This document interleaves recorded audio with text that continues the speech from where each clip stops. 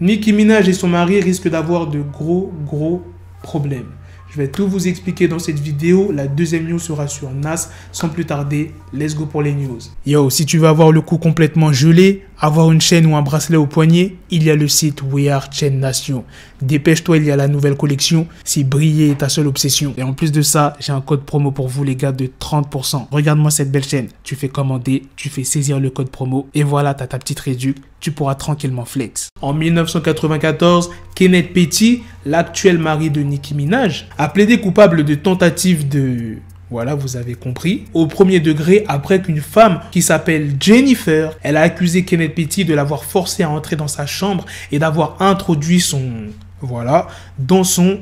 Voilà. Il a purgé une peine de 4 ans pour cet acte-là. Et au moment des faits, Kenneth Petty avait 16 ans. Cette histoire-là, pas mal de gens la connaissent. Quand Nicki Minaj est sortie avec Kenneth Petty, son passé a ressurgi, tout le monde était choqué. Enfin bref, ça avait vraiment fait polémique. Et la news, c'est quoi? Il y a le Daily Beast qui rapporte que Nicki Minaj, c'est Barbs, en gros ses fans pour ceux qui ne connaissent pas, les associés de la famille de Kenneth Petty ont harcelé et intimidé Jennifer avant le procès. Nicki a affirmé que Kenneth Petty avait été accusé à tort de tentative à l'âge de 15 ans et que sa victime avait en fait écrit une lettre au juge à l'époque en 1995 demandant de se rétracter uniquement pour revenir sur sa déclaration après avoir découvert qu'elle risquait d'aller en prison pendant 90 jours. Donc ça, c'est ce que Nicki Minaj dit.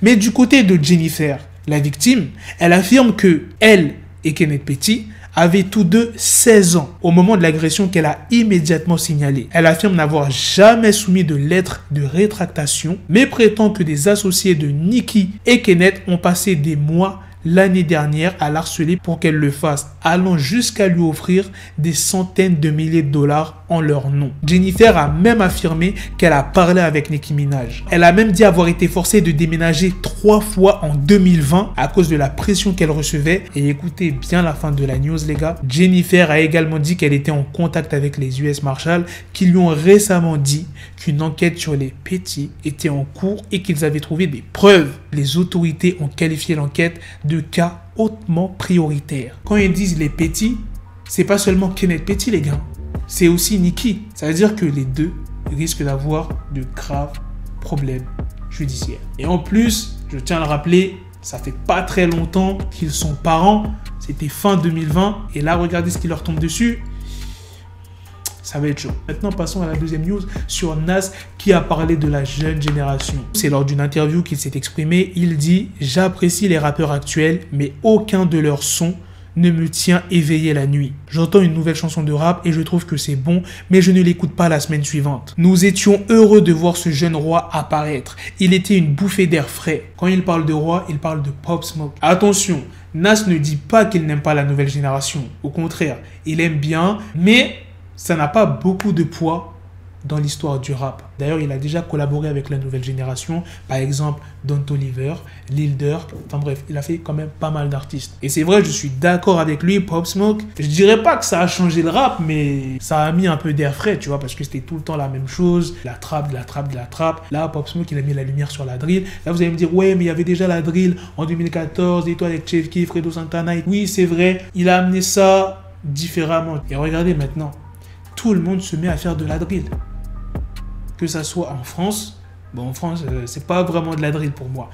Aux États-Unis, il y a plein d'endroits, il y a des rappeurs qui se mettent à la drill. Et regardez, jusqu'à maintenant, plein de gens écoutent toujours Pop Smoke. Mais c'est vrai que Nas a raison quand il dit que ouais, tu peux trouver une musique bien, mais la semaine suivante, tu vas plus l'écouter.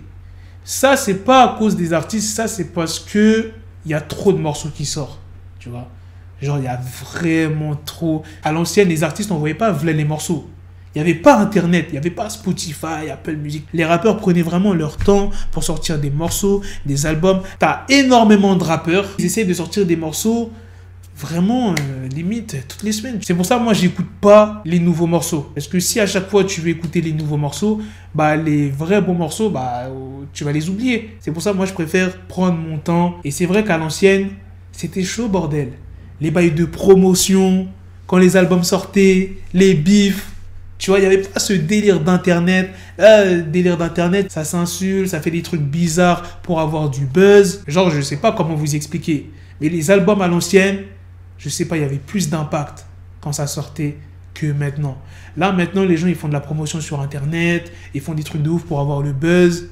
Il y en a, ils font bien leur promotion, tu vois. C'est pas tous les rappeurs de la nouvelle génération qui sont fucked up, tu vois. Et il y en a, ils partent en couille de ouf. Et genre, jusqu'à maintenant, je peux écouter normal un album à l'ancienne. Par exemple, l'album de 50.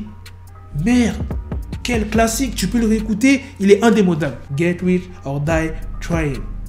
Les anciens albums de Jay-Z, incroyable. Les premiers albums de Kanye, incroyable.